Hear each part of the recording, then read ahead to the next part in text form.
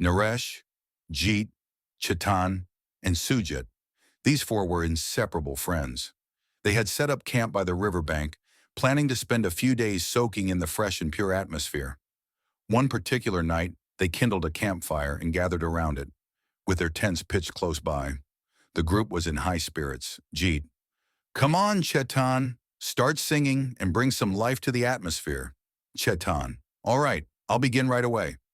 Sujit, "Hold on, Chetan. Let's skip the singing tonight. How about trying something different?" Naresh, "Like what?"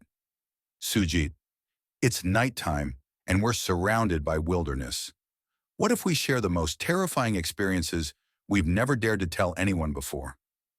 Jeet, "Sounds like a great idea. Instead of a lively atmosphere, let's make tonight eerie and unsettling." Chetan, "Fine, but who goes first?" Naresh, "I will." Naresh started telling his story while the others listened with rapt attention. Naresh's story: "My friends, what I am about to reveal is something I have never shared with anyone, not even my family, and you all must swear to keep it a secret as well." Jeet, Chetan, and Sujit, "We swear." This incident took place a year ago. I had traveled to my village to handle some land-related matters after my father's passing. Since then, all responsibilities had fallen upon me. Our family owned a grand mansion in the village, but a river separated it from the rest of the settlement. Anyone wanting to visit our home had to cross the river, as there was no other route available. With no bridge built over the river, the villagers seldom visited us. Even when my father was alive, hardly anyone came, perhaps once a week at most. But after his passing, it felt as though our house had ceased to be a part of the village entirely. For months, not a soul ventured near it.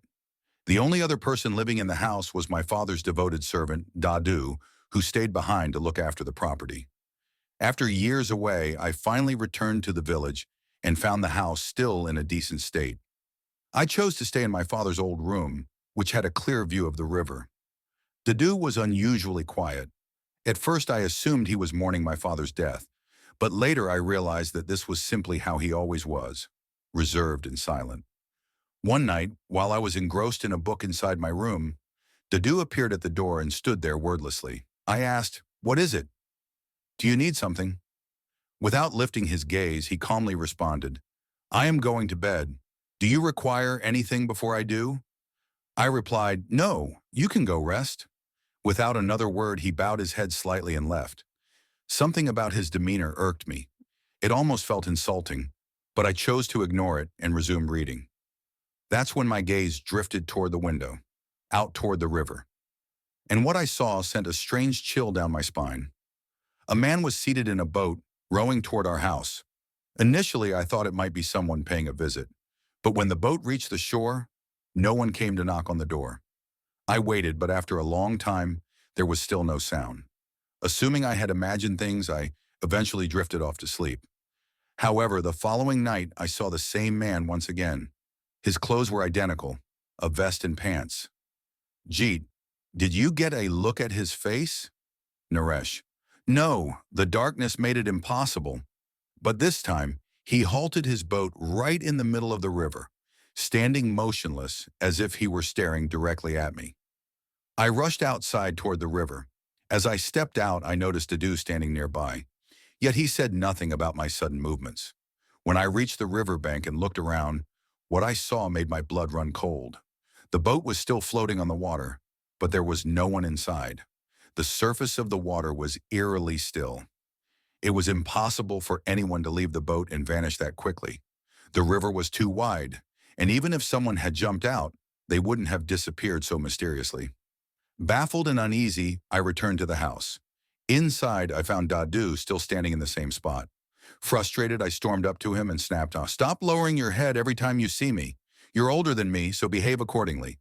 Dadu responded in his usual calm tone, "All right, Malik, master." As he turned to leave, I stopped him and asked, "Tell me honestly, did anyone come looking for me last night after I fell asleep?" Dadu simply said, "No, Malik. Not a single person came all night." "And what about just now? Did anyone arrive while I was outside?" Dadu's reply remained unchanged. "No, Malik. No one has been here. His answer only fueled my frustration further, and I lashed out at him. How is this even possible? I saw that man yesterday and again today. He disappeared right before my eyes. Dadu stood in silence. Angrily, I accused him. You're trying to make me doubt my own sanity, aren't you? You want to take over this house by driving me insane, but I won't let that happen, I shouted at him before storming off to my room. The next morning, I left early to handle my land work. By the time I returned, night had already fallen.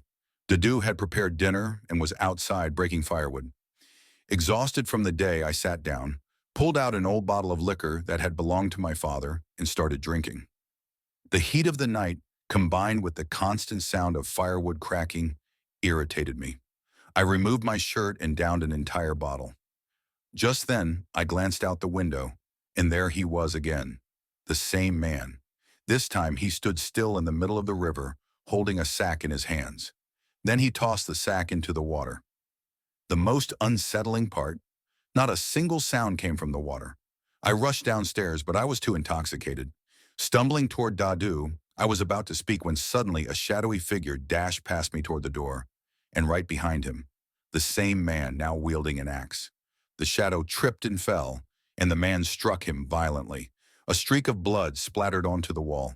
Dadu and I stood frozen in horror, but in the very next moment, both of them vanished. In my drunken fury, I turned to Dadu and screamed, "See? I told you someone was there. You didn't believe me, but now you saw it with your own eyes." Dadu's eyes were filled with fear as he silently stared at me. Blinded by rage, I grabbed an iron rod and attacked him. He tried to run, but he stumbled and fell. Furious and out of control, I struck his head, killing him instantly. The moment he died, I came to my senses and terror gripped me. I had to get rid of the body. Stuffing his corpse into a sack, I dragged it to the river and placed it inside the boat. I rowed out to the middle of the river, paused for a moment, and then dropped the sack into the water. And then, it hit me. I was dressed exactly like the mysterious man.